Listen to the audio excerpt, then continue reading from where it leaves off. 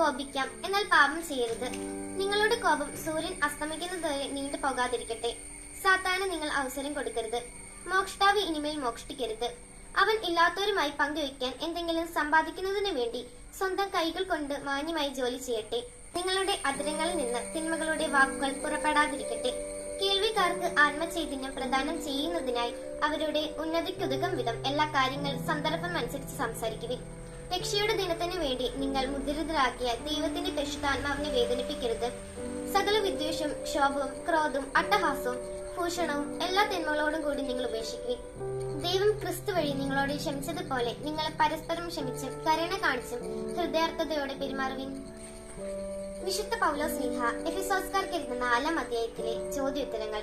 1-ാം ചോദ്യം, എഫെസോസ് 4-ാം അധ്യായത്തിന്റെ 1-ാമത്തെ ശീർഷകം എന്ത്?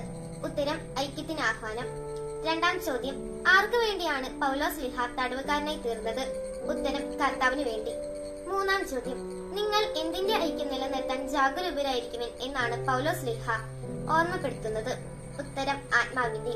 4-ാം ചോദ്യം, ഒരേ പ്രത്യാശയിൽ നിങ്ങൾ വിളിക്കപ്പെട്ടതുപോലെ ഒരു ഡാഷും ഒരു ആത്മാവുമാണുള്ളത്. വചനഭാഗം പൂരിപ്പിക്കുക. ഉത്തരം, ശരീരവും. 5-ാം ചോദ്യം, എഫെസോസ് 4:6 പൗലോസ്ലീഹ ദൈവത്തെ എപ്രകാരമാണ് വിശേഷിപ്പിക്കുന്നത്? ഉത്തരം, പിതാവ്. 6-ാം ചോദ്യം, ക്രിസ്തു ഉന്നതങ്ങളിലേക്ക് ആരോഹണം ചെയ്തപ്പോൾ അസംഖ്യ ആരെയാണ് അവൻ കൂടെ കൊണ്ടുപോയത്? ഉത്തരം, തടവുകാരെ. 7-ാം ചോദ്യം, ആർക്കാണ് ക്രിസ്തു ദാനങ്ങൾ നൽകിയത്? ഉത്തരം, മനുഷ്യർക്ക്. 8-ാം ചോദ്യം, ആരെ പരിപൂർണരാക്കുന്നതിനെ കുറിച്ചാണ് എഫെസോസ് 4:12 പറയുന്നത്? ഉത്തരം, വിശുദ്ധരെ.